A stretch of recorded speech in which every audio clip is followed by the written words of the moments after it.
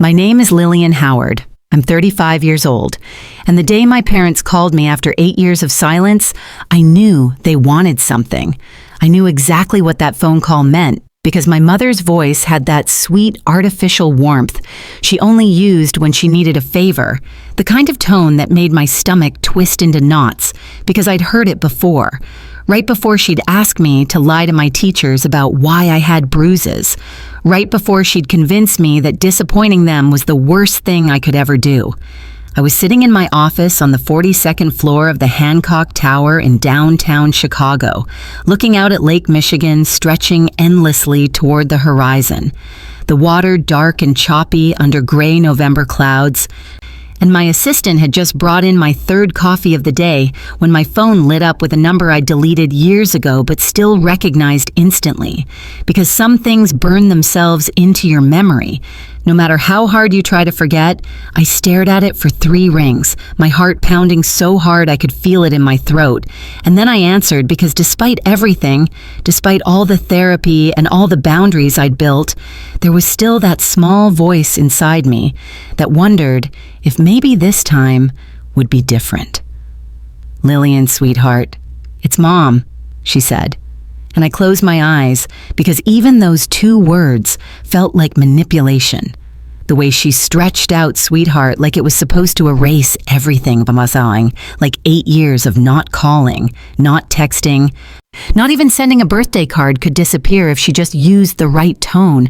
I know it's been a while and I know things ended badly between us, but I really need to talk to you about something important, something about the family. I should have hung up right then. I should have blocked the number and gone back to reviewing the contract on my desk, a $12 million merger that needed my signature by end of day. But instead I said, "What do you want, Mom?" And my voice came out cold, professional, the voice I used in boardrooms when I was negotiating with people who thought they could take advantage of me because I was young or because I was a woman. The voice that had made me one of the top corporate attorneys in the Midwest before I turned 35. There was a pause, and I could hear her breathing, calculating. And then she said, "It's your father, Lily. He's sick. We've been having some financial troubles with the business, and we really need to sit down and talk as a family. I know we haven't been perfect parents, but we're still family, and family is supposed to be there for each other." The manipulation was so textbook I almost laughed. The guilt trip wrapped in concern, wrapped in obligation. And I thought about all those years I'd spent trying to make them proud, trying to be good enough, smart enough, successful enough to earn their approval. I thought about how I'd graduated top of my class from Northwestern University with a degree in political science, how I'd been accepted to Stanford Law School with a full scholarship, how I'd called them, crying with joy because I'd finally done something they could be proud of. And my father had said, "Political science? What the hell are you going to do with that? Teach high school kids about the Constitution." We needed you here, Lillian. We needed you to take over the business, to do something practical. But you always had your head in the clouds, always thought you were better than us. I was 22 years old, standing in my dorm room at Northwestern, holding my acceptance letter to Stanford, and my mother had been silent on the other end of the line until finally she'd said, "Well, I hope you're happy. I hope your fancy degree keeps you warm at night when you realize you've wasted the best years of your life on something useless." And then she'd hung up. And that was the last real conversation we'd had for 8 years. There were a few tense phone calls after that. A disastrous Thanksgiving where my father had gotten drunk and told me I was selfish and ungrateful. A Christmas where my mother had cried and said I was tearing the family apart by choosing law school over helping them. And then finally, silence. "What kind of financial troubles?" I asked, and I could hear the lawyer in my voice now, cool and analytical, asking for facts and evidence instead of emotional appeals. "The business is in trouble. We took out some loans a few years ago to expand, and with the economy and everything, we're having trouble making payments. The bank is threatening to foreclose. We could lose everything, Lily. Everything your grandfather built, everything we've worked for," she said. And her voice cracked on the last word, but I'd seen her fake cry before. I'd seen her turn tears on and off like a faucet when she wanted sympathy from church ladies, or when she wanted my father to buy her something expensive. "How much do you owe?" I asked, already doing calculations in my head, already knowing that whatever number she gave me, the real number would be higher, because my parents had never been good with money. They'd never been good with honesty either. "About 300,000, she said quietly. "But it's not just about the money, Lily. We need someone who understands legal documents, someone who can help us restructure things. The bank sent over all these papers, and we don't understand half of what they're saying. Your father's too proud to admit it, but we need help. We need your help." And there it was, the real reason for the call. They didn't want me, and they didn't want their daughter. They wanted the attorney. They wanted the skills they'd mocked and dismissed and called useless. They wanted me to fix their mess with the degree they'd said would never amount to anything. I looked down at my hands, at the Cartier watch on my wrist that I'd bought myself when I made partner at 33, at the platinum ring I wore on my right hand with a single diamond, because I'd promised myself I'd never wait for someone else to give me the things I deserved, and I felt something dark and cold settle in my chest. "I'll come look at the documents," I said, "but I'm not making any promises. Send me everything the bank sent you, every loan document, every contract, every piece of paper related to the business. I'll review it, and then we'll talk." "Oh, thank you, sweetheart. Thank you so much. I knew you'd help us. I knew family would come through. Can you come home this weekend? Your father would love to see you," she said, her voice bright with relief, with victory. And I wanted to scream at her that I wasn't doing this for them. I wasn't doing this because of some sacred obligation to family. I was doing this because I needed to see the damage for myself. I needed to understand exactly how bad things were before I decided what to do next. "I'll be there Saturday," I said, and hung up before she could say anything else, before she could thank me again or call me sweetheart or pretend that everything was fine between us. My assistant Marcus knocked and came in. He'd been with me for 3 years, and he knew my moods better than anyone. "Everything okay?" he asked, and I shook my head. "My parents just called for the first time in 8 years. Their business is failing, and they need my help," I said. And Marcus, who'd heard enough stories about my childhood to write a book, raised his eyebrows. "The same parents who said law school was a waste of time?" and he asked. And I nodded. "What are you going to do?" "I'm going to go see them. I'm going to review their documents, and then I'm going to make a decision," I said. But even as I said it, I could feel the plan forming in my mind, dark and cold and perfectly logical. The documents arrived by email that night, and I stayed up until 3 in the morning reviewing them, and with each page I read, the situation became clearer and worse. My parents didn't owe $300,000. They owed almost $600,000. They'd taken out multiple loans from different banks. They'd used the business as collateral. They'd mortgaged the house. They'd made a series of catastrophically bad decisions over the past 5 years, expanding too fast, borrowing too much, betting everything on a market that had collapsed, and now they were drowning. But there was something else. Something in the original business documents that made me sit up straighter, that made me read and reread the same paragraph 5 times to make sure I was understanding it correctly.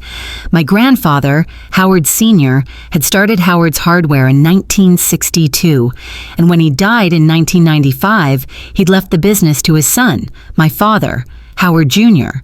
But the way the original trust was structured, there was a clause, a specific provision that said if the business was ever in danger of bankruptcy or foreclosure, ownership would transfer to any direct descendant who was financially capable of saving it, and that descendant would have full authority to restructure the business as they saw fit. My grandfather had been a careful man, a thoughtful man, and he'd apparently known that my father wasn't always the most responsible person. He'd built in a safety net, a way to protect his legacy. And that safety net had my name written all over it. Technically, legally, if the business was going under and I was in a position to save it, I could take control. I could become the majority owner. I could make every decision about its future. I printed out the document and stared at it, and I thought about what that would mean. I thought about the power it would give me, and I thought about whether I was the kind of person who would use it. Saturday morning, I drove out to Naperville, the suburb west of Chicago where I'd grown up, where every house looked the same and every lawn was perfectly manicured and every family pretended to be happy. The hardware store was on Main Street, a large building with red brick and big windows and a faded sign that said Howard's Hardware in green letters. I'd spent every summer of my teenage years working there, stocking shelves and running the register and listening to my father complain about customers and taxes and how hard it was to run a business. I parked in front of the store and sat there for a moment, looking at it, remembering how small it had made me feel, how trapped, how desperate I'd been to leave and never come back. And now, here I was, successful and powerful and everything they'd said I'd never be, and they needed me. My parents were waiting inside. The store was empty, no customers, and that told me more about the state of the business than any financial document could. My father stood behind the counter, and I barely recognized him. He'd aged 20 years and 8, his hair completely gray now, his face lined and tired, his shoulders slumped. My mother stood next to him, still beautiful in that cold, brittle way she'd always been. Her makeup perfect, her clothes expensive, maintaining appearances even as everything collapsed around them. "Lily," my father said, and he didn't move to hug me, didn't smile, just stood there looking at me like I was a stranger, Seth. Like I was someone he'd hired to fix his problems, and maybe that's exactly what I was. "Howard, Margaret," I said, using their first names because I didn't feel like calling them Mom and Dad, because they hadn't earned those titles in almost a decade. I set my briefcase on the counter and pulled out the documents. "I reviewed everything you sent me, and I need you to understand something. You're not $300,000 in debt. You're $600,000 in debt. You have 17 months before the bank forecloses on the business and the house. And unless something changes dramatically, you're going to lose everything." My mother's face went white. My father's jaw clenched. "We thought if we just paid the minimum on some of the loans, if we could keep things going a little longer," he started, but I held up my hand. "That's not how this works. You can't pay the minimum on $600,000 and hope things get better. You need a comprehensive restructuring. You need to consolidate your debt. You need to probably file for bankruptcy protection while you reorganize. And even then, there's no guarantee you'll survive," I said, and I watched them absorb this. Watched the reality settle over them like ash. "Can you help us?"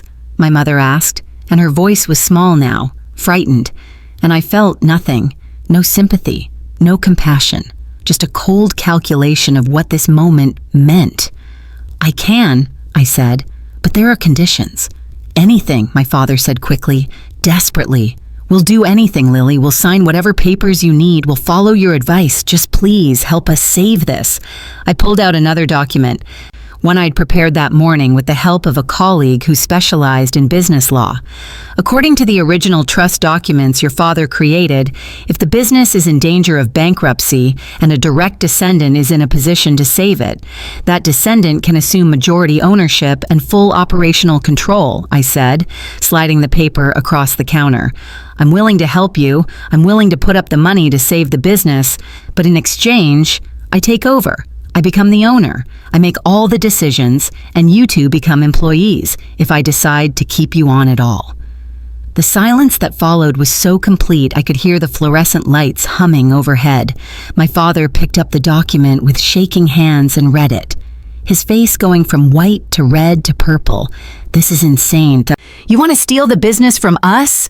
This is my father's business, my business. I've run it for 30 years, he said, his voice rising, that old familiar anger surfacing, the anger that had made me afraid as a child, that made me flinch even now, even though I was a grown woman in a $1,200 suit. "And you've run it into the ground," I said calmly. "You've made bad decision after bad decision. You've borrowed money you couldn't pay back.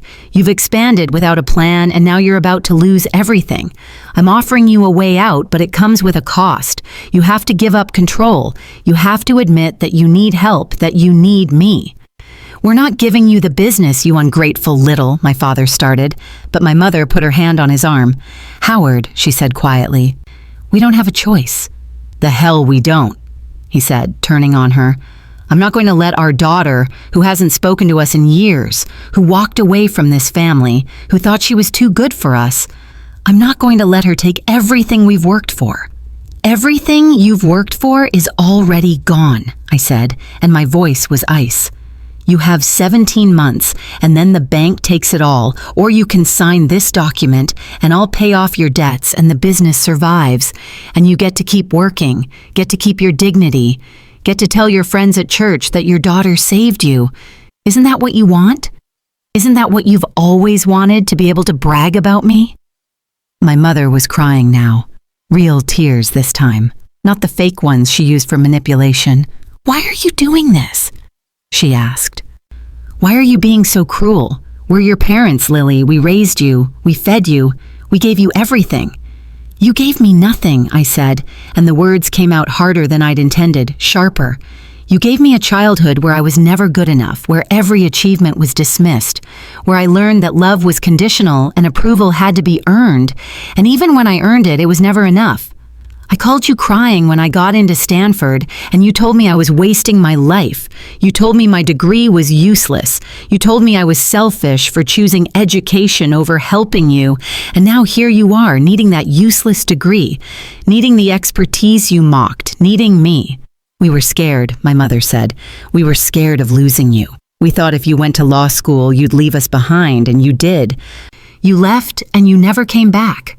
I left because you made it impossible to stay, I said.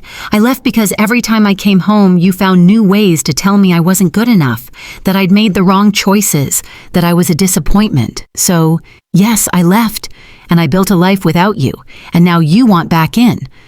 But only because you need something. My father slammed his hand on the counter. Fine. You want to punish us.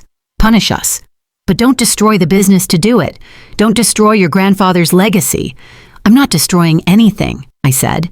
I'm saving it. But on my terms, you have 24 hours to decide. Sign the documents, and I'll have the money transferred by Monday. I'll handle the banks. I'll restructure everything, and the business survives. Or don't sign. And in 17 months, you'll lose everything anyway. Your choice. I picked up my briefcase and walked toward the door, my heels clicking on the old wooden floor. And as I reached for the handle, my father said, "You're just like me, you know that? Cold, calculating, willing to do whatever it takes to win. You think you're better than us, but you're exactly the same."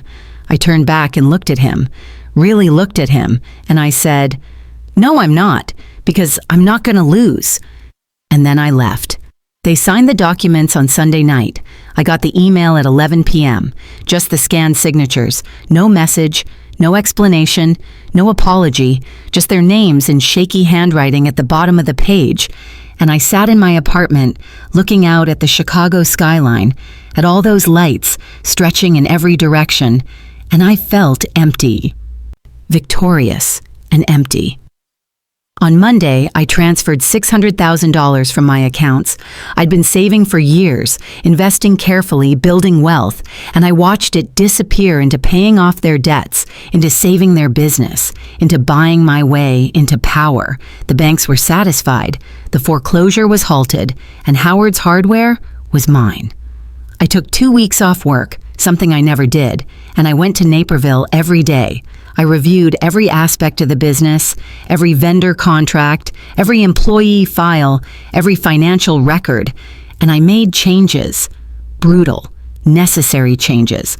I fired the 2 employees who weren't performing. I renegotiated every vendor contract. I cut expenses by 40%. I implemented new inventory systems and new marketing strategies and new operational procedures. And my parents watched it all happen, working alongside me because they had no choice, because they were employees now, because I owned them. My father barely spoke to me those 2 weeks. He came in every morning at 6 and left every evening at 5 and did what I told him to do without argument, without complaint. And I could see it breaking him, could see his pride crumbling, could see him becoming smaller and quieter with each passing day. My mother tried to talk to me once, tried to have a conversation about feelings and family and how we could move forward, and I looked at her and said, This is a business relationship now, Margaret. That's all it is.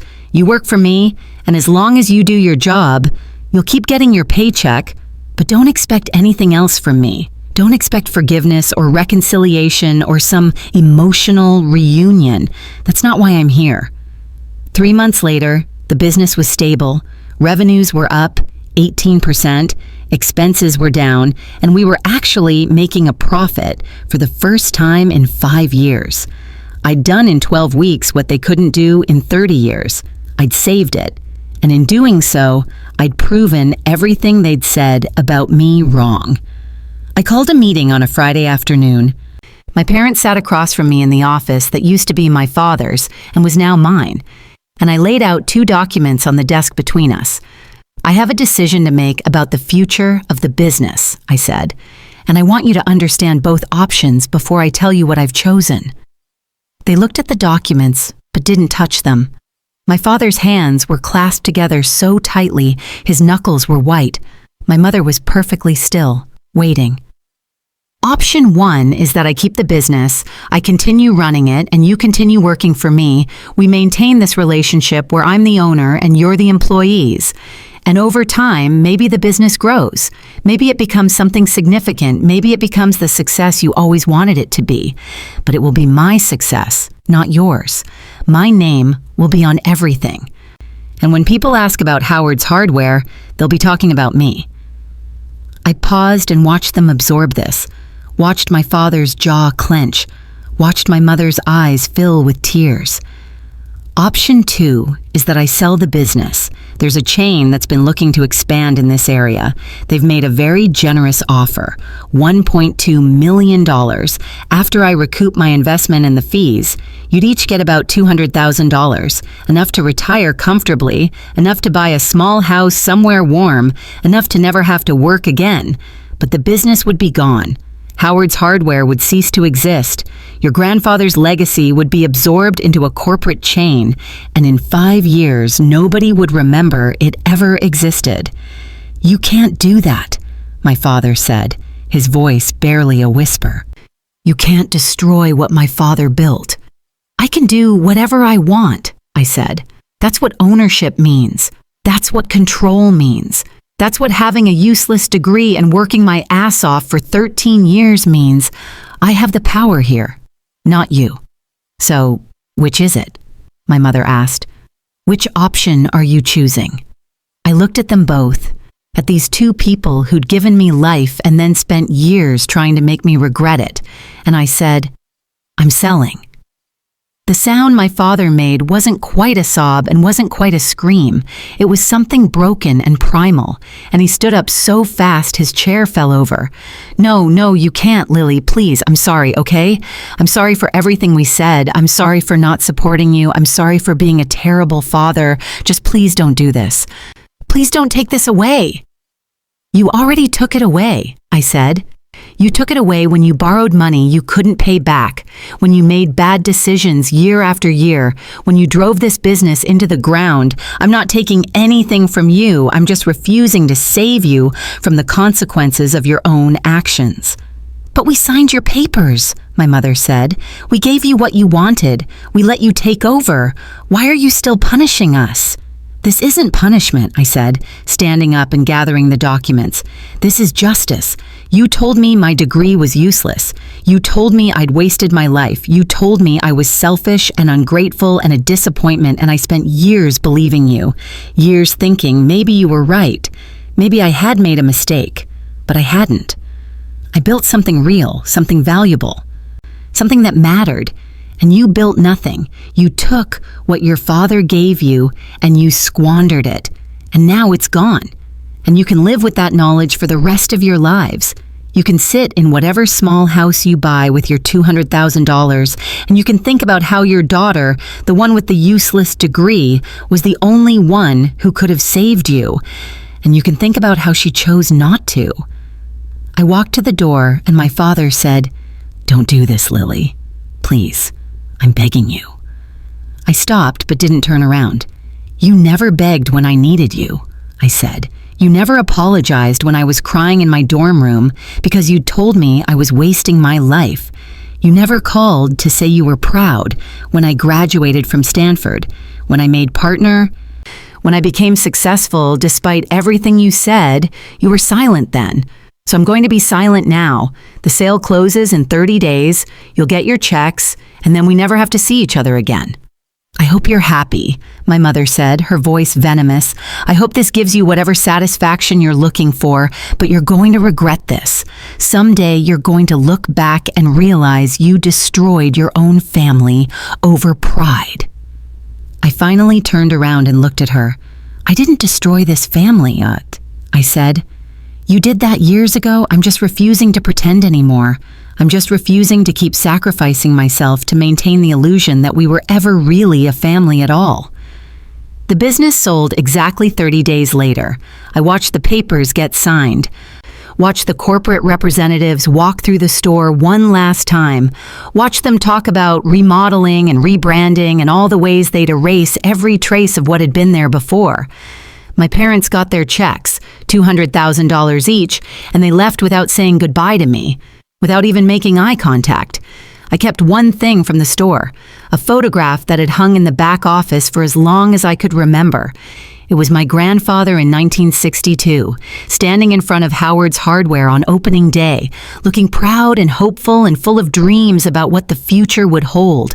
And I framed it and put it on my office wall in Chicago, not as a memorial, not as a tribute, but as a reminder that sometimes the kindest thing you can do is let something die. That sometimes the most loving act is to stop enabling people to destroy themselves. That sometimes the only way to honor a legacy is to have the courage to let it end. My name is Lillian Howard. I'm 35 years old, and I'm the woman who let her parents' business die. I'm the woman who chose justice over forgiveness, who chose consequences over compassion, and I sleep perfectly well at night because I know that everything I did with their permission. I did using the power they gave me when they signed those documents, when they traded their pride for survival and then discovered that survival wasn't enough. People ask me sometimes if I regret it, if I wish I'd chosen differently, if I think about reconciliation. And the answer is no, not even a little, because the truth is that some relationships aren't worth saving.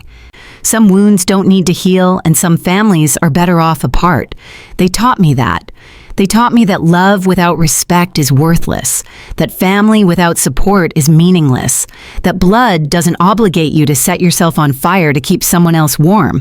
The last I heard, they'd moved to Arizona, bought a small condo in Scottsdale, and were living off their money and their Social Security. They tell people their daughter is a successful attorney in Chicago. They brag about me now that it doesn't cost them anything, now that I'm far enough away that they can claim credit without having to do the work. And I let them. I don't correct the record. I don't tell anyone the real story. Because their punishment isn't public humiliation.